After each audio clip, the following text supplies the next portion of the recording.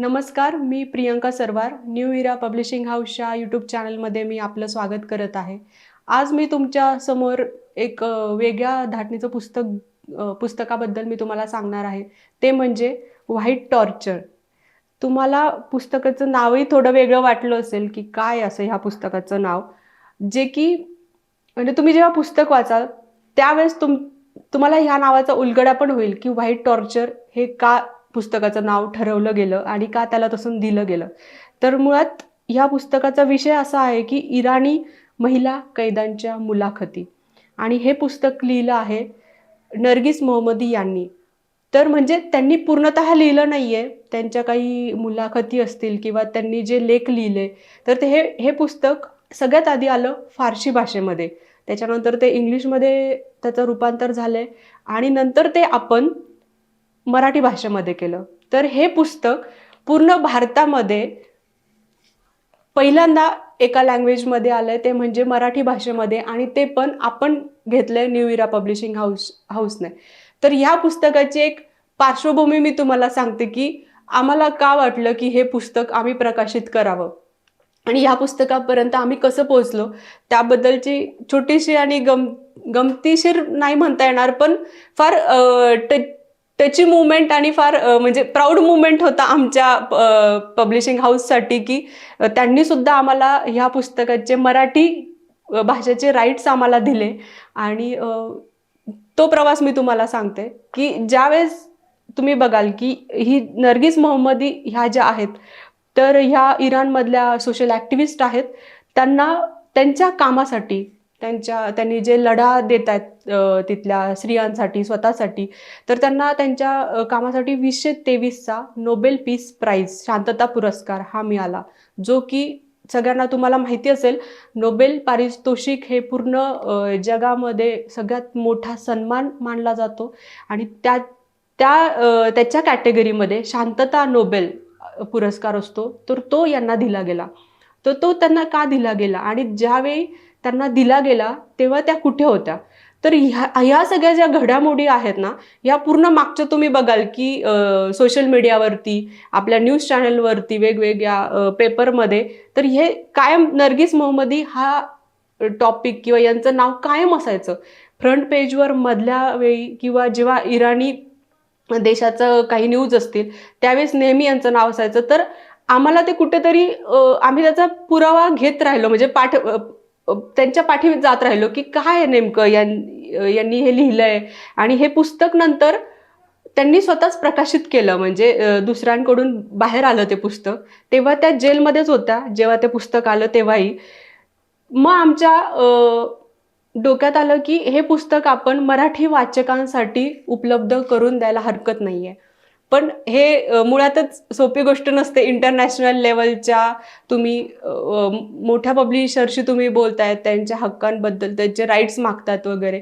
पण आम्ही त्यांच्याशी बोललो, त्यांच्याशी मेलद्वारे संपर्क केला. त्यांना आम्ही पटवून दिलं की हे पुस्तक आम्ही चांगल्या प्रकारे आम्ही इथे लोकांपर्यंत पोहोचू शकतोय.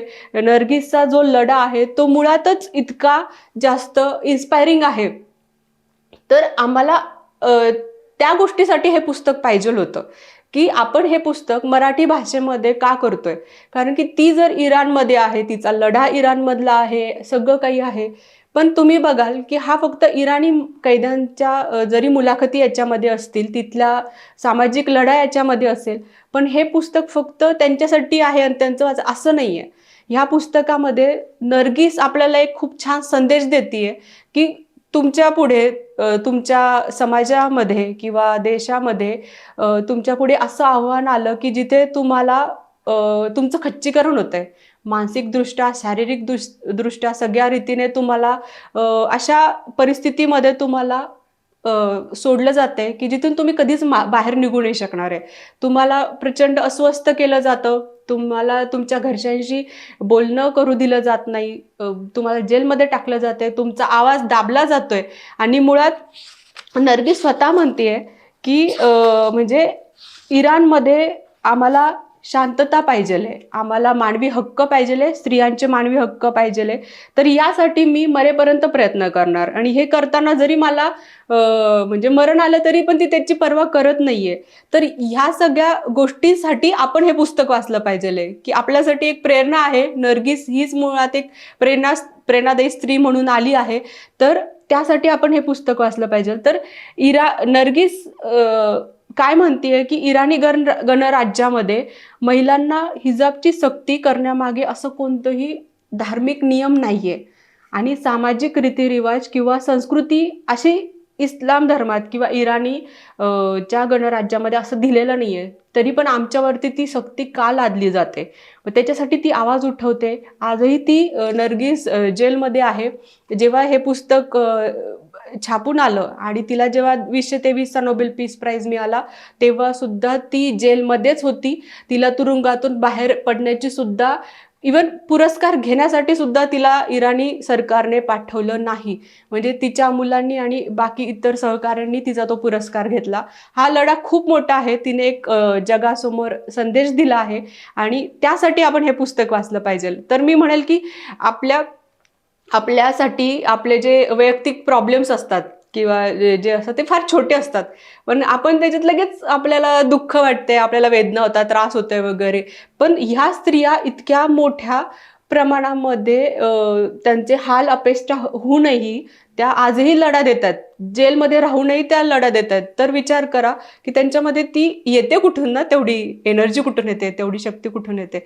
तर आपण त्यासाठी हे पुस्तक वाचलं पाहिजे. प्रत्येक स्त्रीने वाचा आणि प्रत्येक पुरुषानेही वाचा आणि आपल्या जवळच्या मुलींना आपल्या वाचायला सांगा.